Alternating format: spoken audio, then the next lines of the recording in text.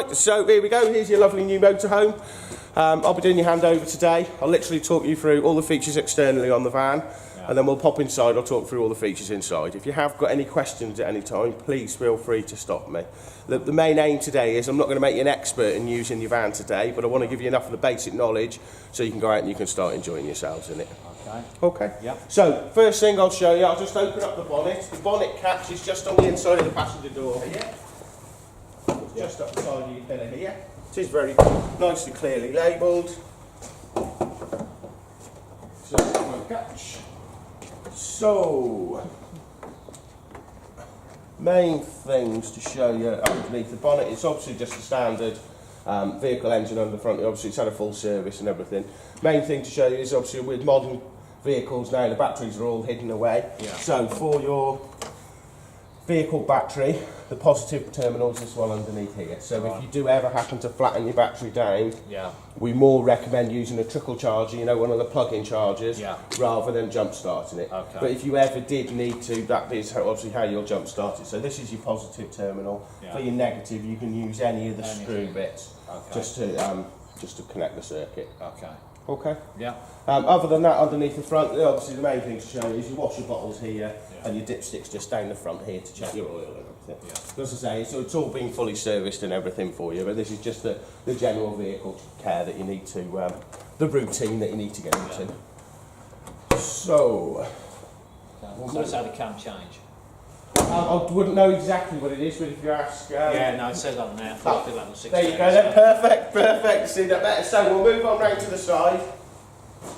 Obviously we've got the cab, we'll talk more about the cab when we go inside. Your first locker on the side we'll get to here. So this is obviously underneath your front seat, on the front. What's underneath here is your lovely leisure battery. So your leisure battery is all fitted in and ready to go. So that's the same as your caravan. So obviously the vehicle on the front runs on its own battery, and then obviously you've got your separate leisure battery here.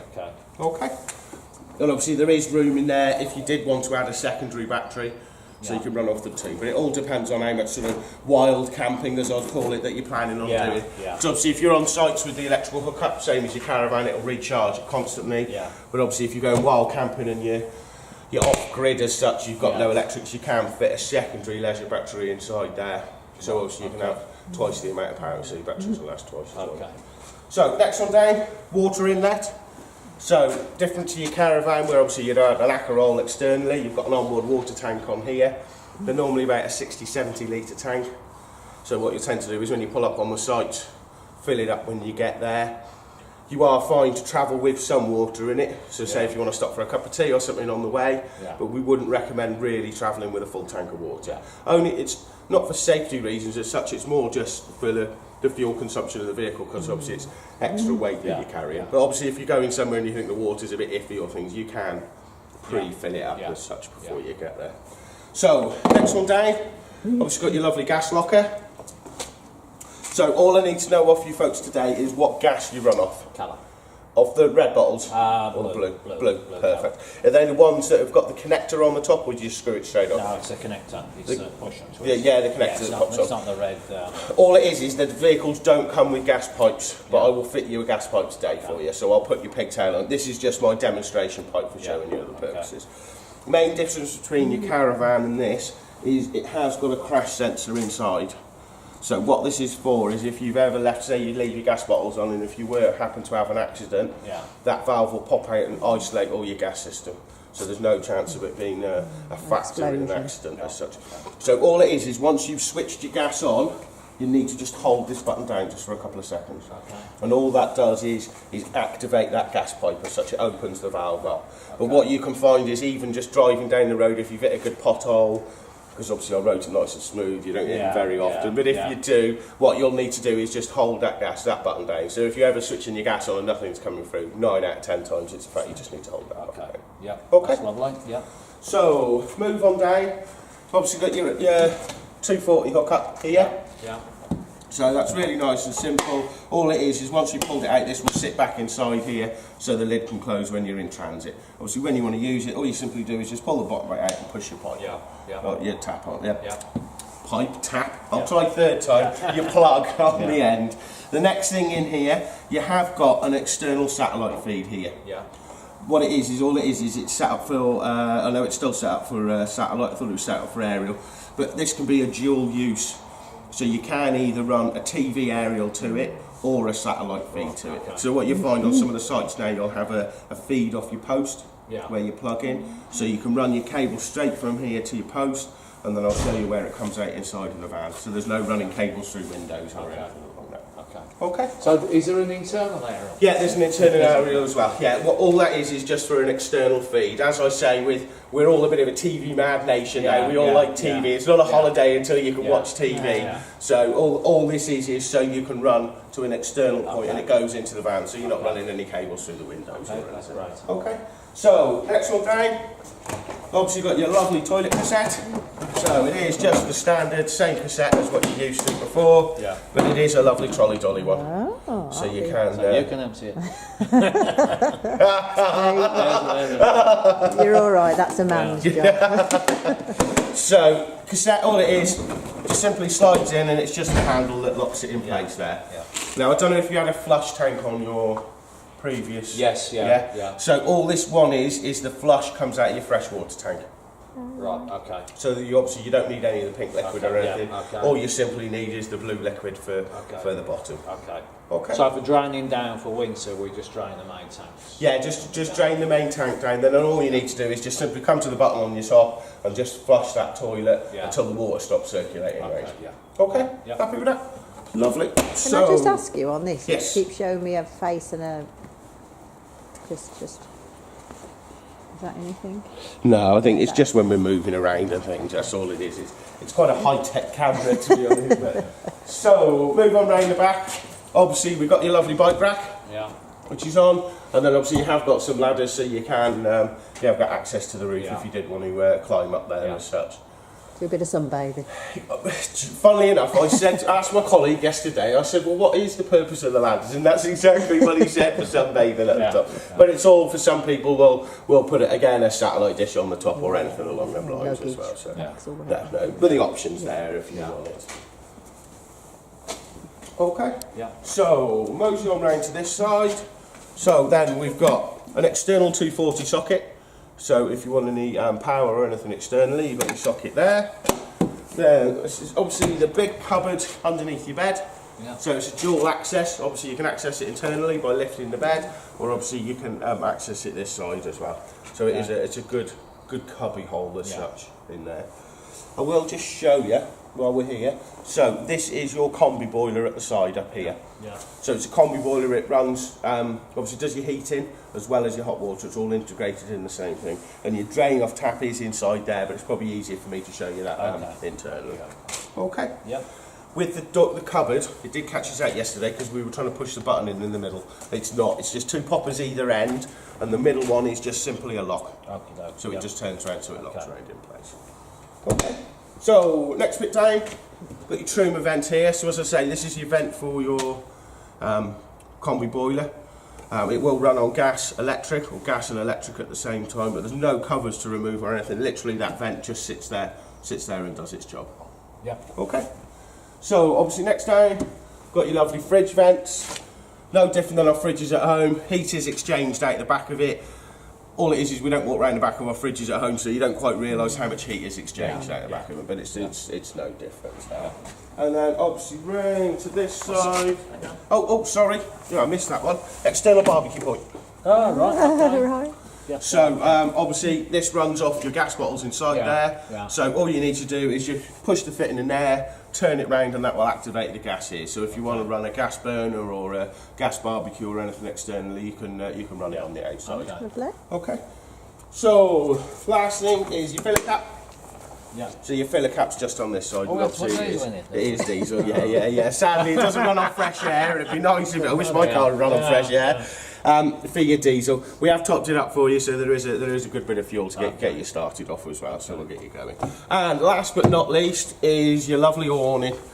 So your handle lives just on the inside of the door here.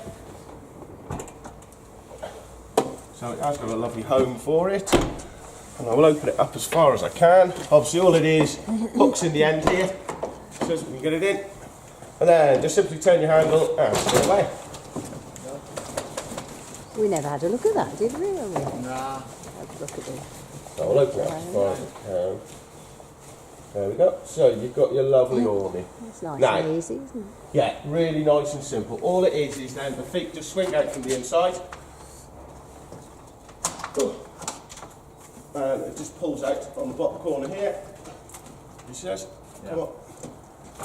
There we go. And then swings round. And then all you simply do is undo this, drop it down to the floor and push it to whatever level. Yeah. And then just peg it onto the floor. Yeah. Now these are really good, but they don't like the wind. Yeah. Yeah. So unlike whereas an awning on your caravan, you get your awning out and you'd leave it out, what we'll recommend is have it out when you're here, but say if you're going out for the day, just simply wind it back in and put it away, because they really don't like the strong wind. Yeah. They are fairly sturdy as such, but I certainly wouldn't want to leave it out unattended. And then the other thing as well is if you had had it out and it's been raining, obviously I understand if it's wet and you're travelling home, put it in, but then just try, if when you do get a dry day, just to roll it all the way back out and just let it dry, because it's similar to a sort of tent or something. You don't want to put it away when it's Yeah. soaking wet, because they can rot. start going a bit green and mouldy. Yeah. What height do you reckon that is from there to? Without getting a tape measure, Yeah. Okay. I said, well, I don't know, 12 foot maybe, 10 foot. Yeah, that's okay. I'll measure it. It's okay. We've got an air throw awning. I just wondered. It's 2.5 metres, so that's 7 foot. We can see once we're done. I'll go and grab a tape measure and we'll have a look at that for you today. So obviously when you're putting it away, all it is your legs just simply swing up and then just sit back inside. Yeah. And that's it, lock back in place. It says drop it in. There we go. It's easy as that. And then all you simply do is just wind it back in. And then wind so easy. Even a child can do it. Yeah. And then all you do is just wind it in until it sits back in. That's it. That's it. Right. Simple as that. Then obviously you hook. He says. Just simply pop it in. Okay. That's about it for the outside, unless you've got any other questions. No, I think I'll. No, that's no, it. lovely. yeah. Well, if you want to jump inside then, we'll make a start on the inside. Are you after going you, out? after you. So where does that live? Just behind the door here. So it simply pops onto the wall here. Oh, that's nice, is it? Yeah, so it's a nice little hidey hole inside Right. there as well. Let me just put my slippers on. It's right, I'm in and out of workshops all day, so I don't really, I never know what's on the bottom of my boots. It's easier to cover them. So, Like going in the swimming baths, isn't it? yeah, yeah. So, first place I'll start is just underneath the bed. So, obviously your bed lifts up. So, you just lift it up by the metal framework, and your bed lifts up. So you've got the dual access. Yeah. The drain off valve for your boiler is just down the side, down at the back here. Okay. Can you see it at the Oh, back? yeah, I've got it's it, the same as the yellow one in your caravan. Yeah, yeah. So all you simply do, when it's up in the air, it's in operation. Yeah. No, sorry. Yeah, straining when it's on. When it's down, it's when Yeah, you lift it up, yeah. that'll drain all the contents out Yeah, of that. That's fine. So, for your panels, I know one thing I have missed outside is your drain off for your waste tank and your fresh water. But now we're inside and we're nice and warm. Yeah, I'll okay. do it here and then we'll pop back out afterwards and I'll show you them too. So, your control panel is up above the door here. Yeah. Very nice and simple. Power off, Yeah. power on. Okay. So it's as simple as that. So this is just for your living quarters in the back here. And then as you can see on here now, so we've got the little dot, the little LED light by the power, lets us know your power's on. Yeah. Then obviously we're running on the leisure battery, so it lights up inside the leisure battery. And then also in the top corner here, it shows us that we're running on the mains as well. So they're the sort of three basic lights you want to see. Across the top here, we've got your awning light, which obviously switches on your external awning light. And then the next one here, your lights, will switch on all the rest of your lights inside. Now, all the lights will come on because I've got them all switched on, but they are all individually switched on at all the different points around the van, so you can have whatever you want on or off. All this will do is literally activate the lights, whatever lights you've got on. Then come down to the bottom here, we've then got view levels. So view levels will show us the condition of the leisure battery, Yeah. condition of the vehicle battery, Yeah. and then also the levels in your two tanks. So you've got your freshwater tank here, so we've got quarter of a tank in the freshwater, and then the wastewater tank's reading it at 0. Yeah, okay. But as you see, for your waste tank, it only goes 0, half and full. Yeah. So there's no real thing. The main thing is obviously once it gets to full, you then need to look at draining it off. But I'll show you that on the outside. I forgot because they're right hidden underneath the van, but I'll show you them when we go back round. So next one across is battery select. So obviously we can change over to the vehicle battery if we want to. But our main recommendation when you're on site and things is just to run off your leisure battery, because the main thing is if you flatten that vehicle battery, you're not going anywhere. So the option is there, but you are always better off running off your leisure battery. Okay. But similar to your car, when you're driving down the road, not only is it recharging up your vehicle battery, it's also charging up your leisure battery when you're driving down the road. But then obviously when we're plugged into the mains as well, again it's doing the exact same, so it's recharging up both of them batteries when you're plugged in. Okay. And then obviously moving across, we've then got water pump, just as simple as water pump on. Yeah. And you'll see the little light, and as you can hear now, the water pump's not running because we've already primed up your system. Right. But the water pump will only run now, 1 if you're asking for water, or 2 if that tank has run out of water. Yeah. Okay. But it will beep at you up here to let you know that that fresh tank is empty as such. Okay. Happy with your panel up there? Yeah. Yeah. Yeah, fantastic. So, water system, very similar to your caravan. So for priming up your system, cold water first, just so you know it's coming up directly from the tank, coming to the taps. Once you've got constant running water on the cold side, all you simply need to do to fill the boiler up and to prime your hot water system is just simply run the tap on the hot side. And obviously once you've got constant running water there, you know that the water system's all filled up and primed up. So, like for example, say if you've run out of water, process is just knock your water pump off, obviously fill it up externally. Yeah. Once you come back in here, switch your water pump back on, and then do exactly the same as I've done there, just to draw that last bit of air out the system, so cold and then you're hot. Yeah. Okay, Yeah. happy with that? Yes. Perfect. Yes. Lovely. So, next one across is your combi heater. Now, let me just check in here because I think I've confused it by switching everything off. Your consumer unit, so your powerhouse. So I don't know if you want to come down here next. Yeah. So maybe similar to what you've had in a caravan before. Yeah. So starting on this very far side is your system shutdown button. So the black button on the very end, what that does is isolates all your 12 volt system in the rear of the van here. Right. So if you're leaving it anywhere, so if you've got it parked on your drive or you're leaving it in storage, you can literally hit that system shutdown and that will stop any drain out of your living quarters. So it sort of isolates your living quarters. Okay. Moving across the top, we've then got your reverse polarity. So if you're ever planning on taking your van abroad, what it is that will light up to let you know that the power is reversed externally. Right. It won't power anything up in the van. It just lights up to let you know the power is reversed. It's then you need to look for an adapter, or 9 out of 10 times if you speak to the campsite owners, they've normally got adapters and things, or can give you advice for the power. Yeah. Next one across, the green one, is your battery charger. I would just leave that one on constantly, because then you know then as soon as you're plugged into that mains, woof, the battery charger's running and it's recharging up your batteries. Yeah. Then your next one down, this is for your heating system. Now what it is, because you've got the combi boiler in here, the combi boiler is more modern than your control panel on here. So on here it does say space heater, water heater, but the whole power for this unit is just on the space heater. So all you need to do to switch it on is just simply switch your space heater on. The water heater one on the end there is sort of redundant. All it is these boilers were ahead of their time compared to these panels. So to put the power on for your boiler and your hot water system, it's just on the space heater button, and then the rest of the controls are up on the wall up there. Then we have got your 12 volt fuses and your 240 breakers, and on the lovely blue diagram just below lets us know which of the 12 volt fuses is which and which of your 240 breakers are in there. That's not your van, that's our compressor. Sorry, there's a compressor round the back for the 2 workshops either side, so it's not your van. I haven't done anything to make your van blow up, don't worry, you can't do anything in there. Happy with everything in there? I think so, yeah. Yeah. I mean, the main thing is if you're ever having any electrical problems, that's your first port of call, so you can check your fuses or check if any of your breakers or anything like that. That's fine, Okay.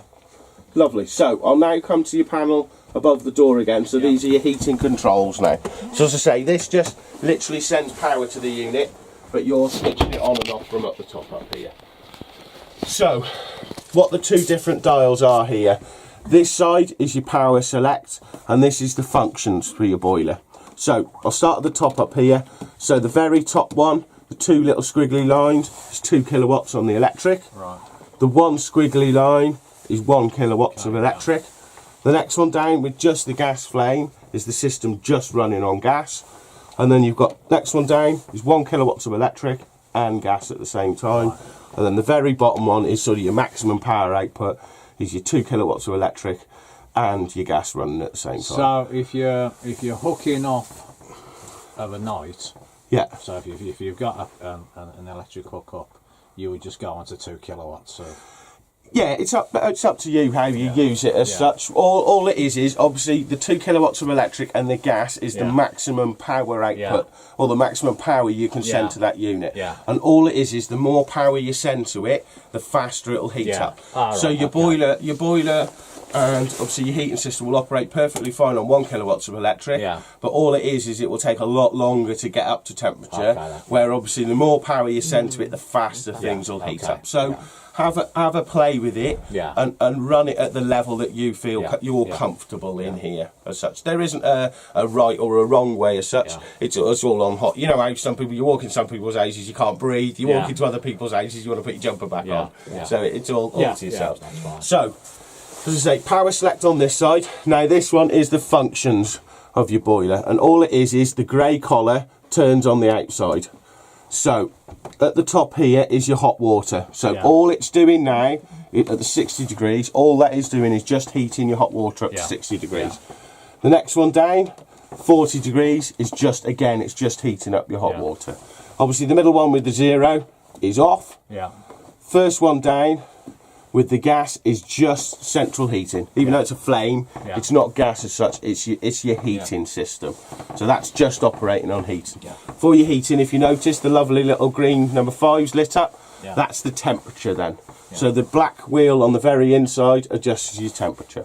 So obviously 5 is the highest, down to 1, which is the sort of lowest temperature. And then the very bottom one now is the flame, which is your heating, and 60 degrees hot water. So when you want your heating and your hot water on, you just simply turn it down to the bottom. Okay. And then all you simply do is obviously just crank her up to number 5.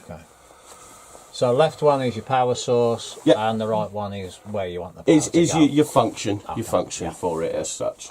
And then you see you've got the sort of yellow orange light in here. When you've got that light on there, it means the heating's it's working. So you know, if you've got it on, you think, oh, it's a bit cold in here. But if you look and see that sort of orangey yellow light, I don't know what you want to call it. When you see that light on, that means the system is heating up as such. And because it's an air-blown system, what you'll find is the fans will only kick in when that heater's kicked up to temperature. So obviously it doesn't want to blow cold air around when you're cold. That's the last thing you want. It will only circulate the air when it's hot as such. Okay. Lovely. Happy with that? That makes sense? Yeah. Lovely. Fantastic. So obviously your front bench seats, you've just got storage underneath this one. Underneath this side is your leisure battery. So that's the locker that you've seen. So again, you've got a dual access either side. Obviously got various storage above our heads here. Moving on into the kitchen, you have got your lovely cupboards here. So you've got your huge cupboard. At the top up there, I'll show you, it has got a lovely lock on. And it is advisable before you start driving to make sure that you have locked all your cupboards, because what you'll find is you'll come to the first island and there'll be everything and anything. All your tins everywhere. Believe me, I've taken many a motorhome out and you're driving down the road, you get to the first island, that's it, stop, pull over and close the doors. So then obviously we've got your lovely kitchen cupboards here with your lovely turny spinny round. So whatever you don't want the wife to eat, you can stick it in and wheel it and argue around the back. Or vice versa. So then obviously we've got your chopping board and your draining board. Got 2 light switches up on the side here. So as you see, one above the meat, and then your kitchen lights as well as just on the side there. Okay. So mosey on down to your cooker. So for your cooker, you've got 1 to 6 on this end.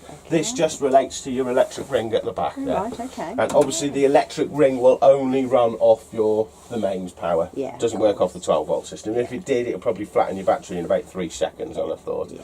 And then we've got 1, 2, 3 gas burners, which are 1, 2, 3 on here. You have got a lovely 12 volt igniter. So as long as it's powering that leisure battery or the vehicle battery, you will always have a spark for your cooker. So you don't need matches or anything. And that's just as simple as quarter turn, hold, and ignite.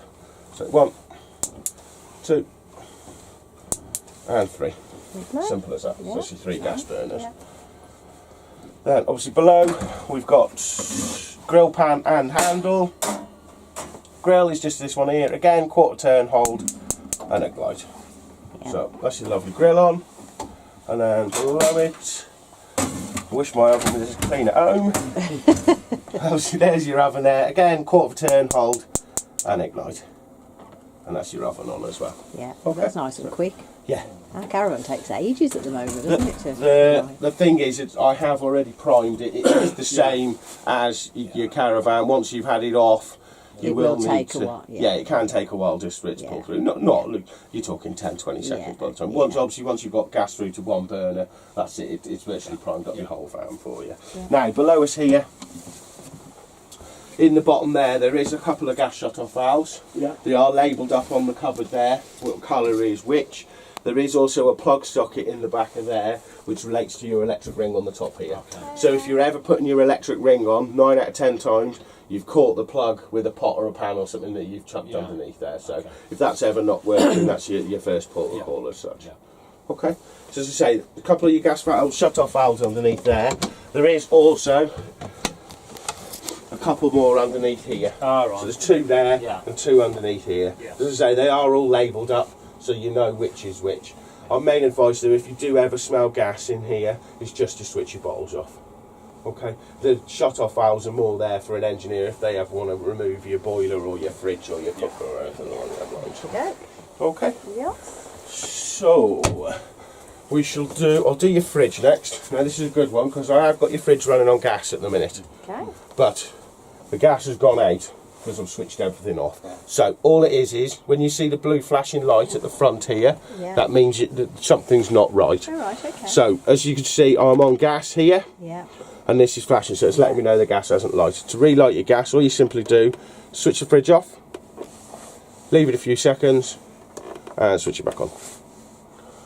And it's as simple as that. And now what your fridge will do is automatically prime itself and it'll ignite itself. Once you see the constant light on the front there, you know that your fridge is in full working order. So on the other button here, all this is your power, your level for your fridge. Also, obviously, all 5 bars lit.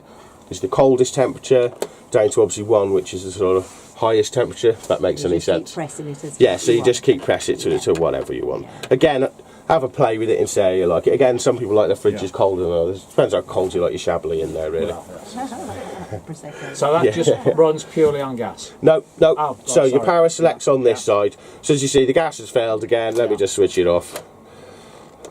Switch it back on again. So your power selects on this side once it switches back on. So if you press this, it'll run on electric, which is the plug socket, Yeah. or it will also run off the vehicle battery when we're driving down the road. Right. Now, as you see, this has got the fantastic auto mode on. When it's on auto mode, it will cycle through the 3 power options until it's got power. Right. So what you can do is just leave it on auto. So as you see now, it's hunted out the electric because it knows we're plugged in. But what would happen now if we pulled out that electric? Yeah. So you started off, you're driving onto another site. Yeah. What your fridge will automatically do, it'll then look for gas. It can't have any gas, so then it'll go to the vehicle battery. So that will automatically cycle through. So it is a good feature because you can just leave it on auto, and then you know that your fridge is always on as such. It's the same as when you're in a caravan. On gas and electric, is your fridge working at its full potential. Yeah. On the vehicle battery, it only holds the temperature.